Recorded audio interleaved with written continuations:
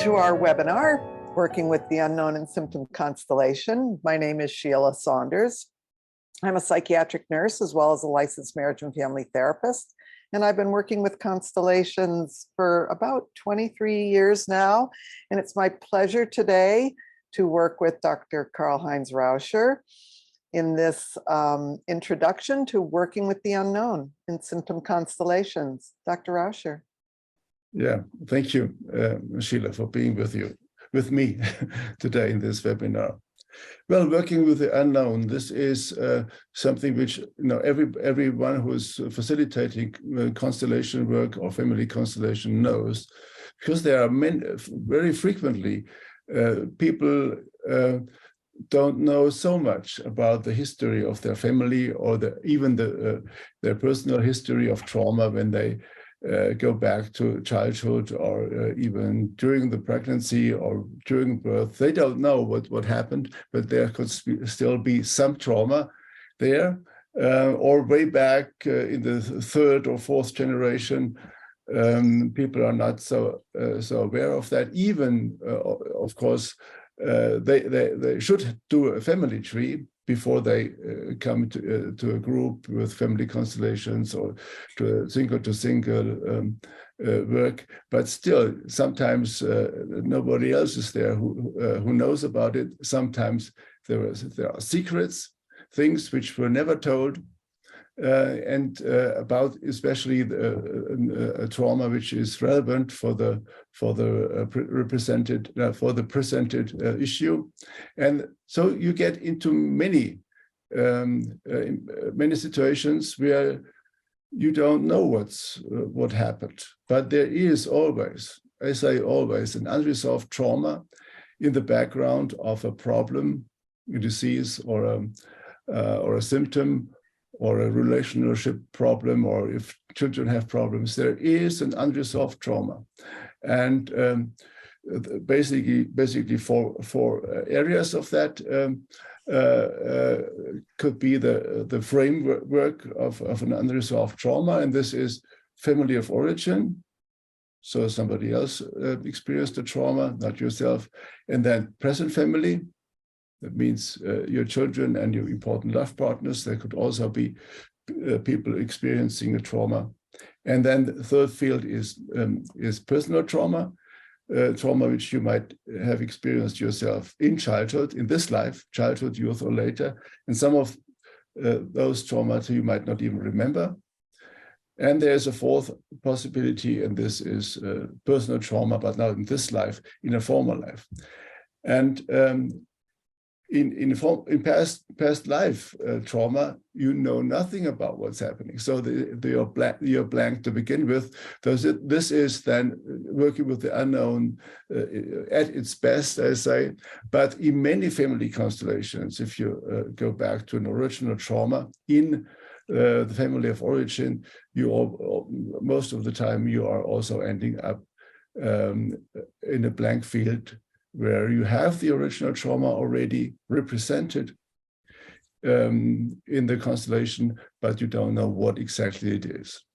And then working with the unknown, you try to find the original trauma. Original trauma defined as the trauma which is causing the actual problem, the actual symptom, and the actual disease. So we're talking about symptom constellations, but not everyone may know what that is. Could you give us a short introduction to exactly what a symptom constellation is? Well, basically it is a constellation which sees all those four different areas which I already announced. And in like family constellation, you see only family of origin and present family. And this is, of course, the most frequent case, but it's only like 50 to 60%. There are personal trauma is another 10 or 20% of the people who are wanting constellations, and then 30% or even more are past life experiences. And symptom constellations start with the symptom or the issue or the disease or the problem, and then you go back to those 4 areas. So it's all covered with symptom constellation. And the family constellation, you cover only a part of that. So this is the big thing, interesting thing. So you use this 4 column test to see, to find out, and then you go into towards the original trauma. And then you end up often to work with the unknown, and what the secret is for or the real method to work with the unknown is test positions. That what I call test positions. For example, in a family of origin, you see there is an unresolved trauma, and always bring a position into the constellation, which I call and define as the original trauma. Whatever it is, you don't know it, but it's there, and you get some information out of that. But then the question is, where did it happen? It could be father's side and mother's side, and you test, is it father's side or mother's side? And if if it's father's side, you bring the father, and the father might already have or show a connection to the original trauma. But this does not mean that it happened in his lifetime. It could be older. And if the client does not tell you anything about a trauma on the father's side, in this case, then the next thing I do, I test whether it's older by bringing in the next generation, the father of the father and the mother of the father. And then you see by what the positions tell you whether they have a connection to the original trauma, which is already a position there. Or maybe both have a connection, or maybe only one. And if, for example, the grandmother shows the connection, it still could be older. So I bring the next generation, the parents of the grandmother, and see whether they connect and show some connection to the original trauma. And if they don't, then I know this trauma happened in the lifetime of the grandmother. And then, of course, I ask more about the grandmother and about her siblings, brothers and sisters, and what the client knows about her. But if you end up that they don't know anything, they say, well, she grew old, she died with 80, but what happened then? And then you just have the question, where is it coming from? And if you think, okay, it could be some, for a first love for something, you test that. You bring a possible first husband or first love of the grandmother. Test it. That means you are honest to yourself and say, I don't know, but I test it. So you bring this position, you define it properly, and then you see, is there a person of that kind who is connected to the original trauma or not? Right. So clients come to you knowing varying amounts about their history. Some know a lot about the original trauma and some know nothing. So it sounds like you're prepared to do a significant amount of detective work and testing using yourself to start isolating what may have happened and when it may have happened. Is that right? There's a lot of detective work. Yeah, for example, it shows that the grandfather is connected to the original trauma, or the great-grandfather is, and the client says, well, my grandfather fought in the Second World War or the First World War. Then you can test whether the original trauma is connected to the Second World War by bringing in a test position for Second World War. Then this is, of course, not a person, it is Second World War. And if that connects, and shows to be a frame for the original trauma, then you know it's a war trauma, and then you can test. Okay, normally, or it could be, the question is, are there dead people connected, murdered people, or killed on the battlefield?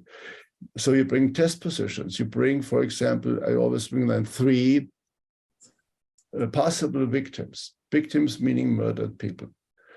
I bring them, and then you see whether when they are there, you know, okay, this trauma is connected to murdered people, war crime. And then you check with the grandfather again. How does he react to the fact that the victims appear in the consciousness of the client?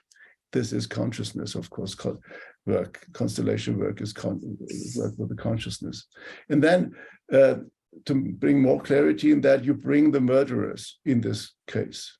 You bring the murderers, and then you see how the grandfather reacts to the murderers, because there has to be a connection of the grandfather to this trauma, to the victims. But how is this connection? Is he a perpetrator? Is he only somebody who experienced or witnessed that?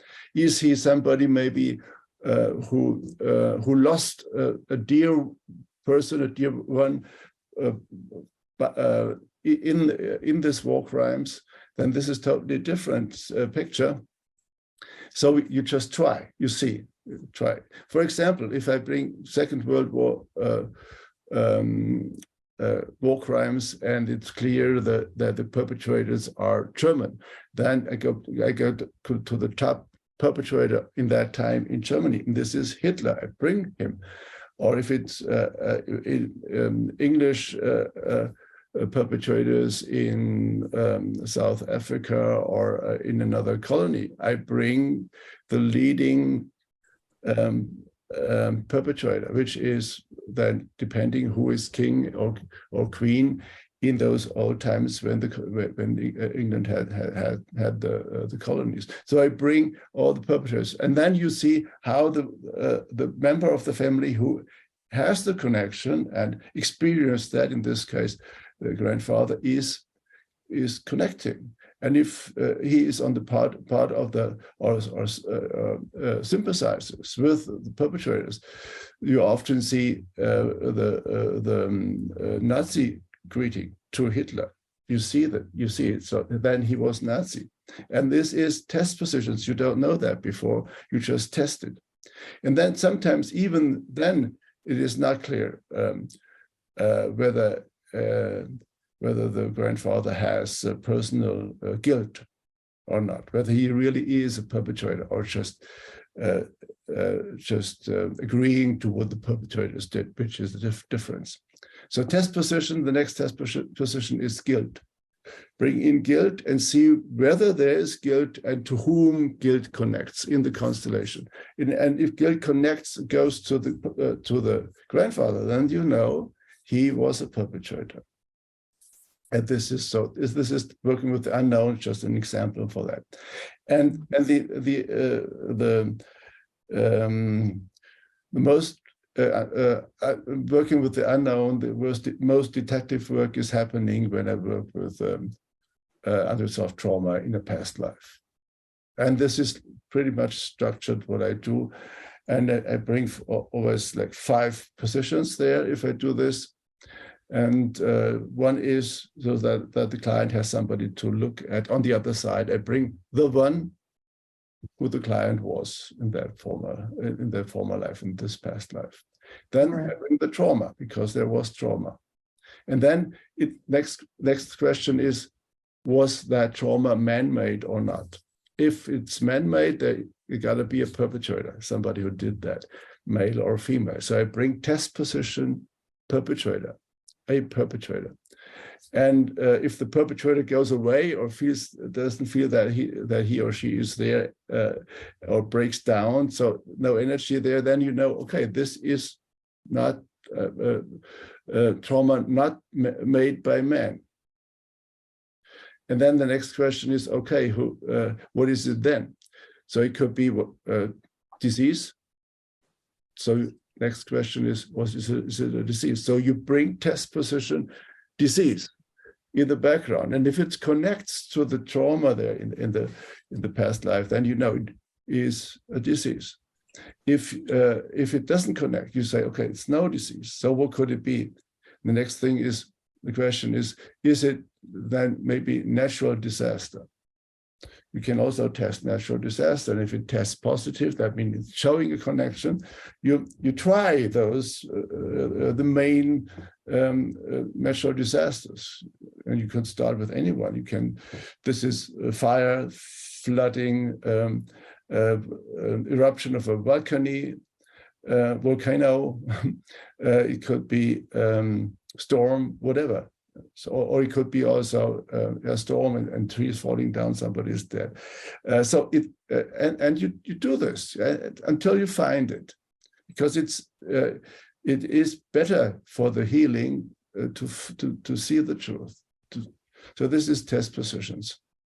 Right. And if the perpetrator connects and say, well, there's a perpetrator connected to the trauma, then the next question is, was it a single perpetrator, or was it a perpetrator system, meaning many perpetrators working together for that? So what I do, I bring 2 or 3 additional perpetrators. If they exist, if they show to be there, then I know, okay, this was not only one, there were several. And then I go back to find the highest perpetrator, the highest ranked perpetrator. And this is like 6 or 7 perpetrators, and then you have the highest perpetrator showing that this one is showing radiating the highest level of aggression, and then you know it. But then the next question is, was this perpetrator system driven by religion or not? You have both possibilities in history. So you bring test position religion, and if it connects, then you know it's religion. Next question is which one, because every religion can be connected to this perpetrator system. And then I test Catholic Church. If it's showing, then I know it's Catholic Church, or if not, I bring Islam or Jewish religion or whatever. So even Hinduism or Buddhism, there are some historical events where you can see that those religions had perpetrator systems and killing people. Right. And if not, religion is negative, then the next question is, what is that then? Is it a dictatorship? Is it a kingdom, or is it old Rome or old Egypt? So you just test that, and then you have a good view to the original trauma. So this is what I do. Right. So the client comes in with symptoms. They don't know a lot about the background to the original trauma that we assume is behind the symptoms. So you ask a lot of questions, you set up test positions, and you do this for, it may take a little bit of time. Why exactly is it important to know all the details of the original trauma? Well, because the truth heals. If you know the truth, there is already some energy towards healing. And I see that if you see the truth and you see the basic connections, then the energy of the symptoms or the disease or the problem is already lowered. Not all the way, but lowered, or it goes even it goes away from the client for a certain distance. So this is one reason, and the next reason is that I work with at the end of the constellation, if it's appropriate, and it is like 90 or 95% of the constellation, it's appropriate to work with shamanic healing powers, with healing voices. I call that healing voices because voice is part of that. And I found out that it is much better if the positions, the relevant positions are there, positions means always souls of people who really experience that trauma, even if they, the people died a long time ago, the soul is still involved. So if the souls are represented in the constellation, then the healing energies can work with them. If they're not there, forgotten, then they cannot work with them so well, because they have to work obviously in the consciousness of the client. The client has to also see that and experience that, how those healing energies work and with whom they work. So just one example. One time I put up it was like, I don't know whether it was Catholic Church or Islam. It was a perpetual system. Many people killed in this original trauma. This was in a past life situation, and I thought, okay, and we know enough. We just can start with healing voices, and then they work, and I will explain that in another webinar more in detail. But they work, and then after they work, this like 10 or 15 minutes, then I always ask the positions what is now. In the group, or if in the single situation, I do all the representatives work. So I go to every position and say, how is that? And normally the victims are released from the trauma. The perpetrators are normally destroyed, disempowered, and gone. And in this one constellation, it was not the case. The victims were up like half or 70% of that total liberation. And I said, well, what is that? That we lost something, or maybe something is missing. And then I remembered that sometimes behind the highest perpetrator, the most aggressive perpetrator, there's sometimes a negative energy. So it's not like an inhuman negative energy, not a person in the background. In this case, I brought this as a position, negative energy, and I think it was old Egypt or some pharaoh there. But in the background, the energy, the negative energy. And then I brought this, and it was really roaring aggression, really wanting to destroy all life. And then I started with healing voices again, asked the healing powers of healing voices to start again. And then they destroyed the energy of the negative force there in the energy field of the client. And then the souls of the victims there were totally liberated. And so this was like total healing then. So it is important to really go to really know what's going on. And normally, to 99%, I find it. I go to the really depth of the trauma. Mm-hmm. But you can never be sure. So, but you try, and most of the time it works. Right. So you through your detective work, through your testing, through your questions, you ensure that you bring the people and the souls and the energy that needs to be present in order for the shamanic healing voices to transform that into healing. For healing voices, that's a big part also, but the other thing is to bring that to the consciousness of the client, meaning to see the truth, And if it's only half the truth, somebody's missing. So it's not really all the way the truth. And so healing is also then just half. So that it is just important to do this. And I will, if you want to see more what healing voices is, I will do another webinar. It's already online on March 31st. And you can register there. I will later bring the link into the chat. But you basically go to my homepage and then go to the menu, and then you find webinars, and then you have all the webinars, and it will be the next one. And this is a special one. It's not only like, I don't only talk about what is Healing Voices. This will be the most part of that webinar will be an experience for everybody there. I will invite Healing Voices to work for all the participants there. On the personal and collective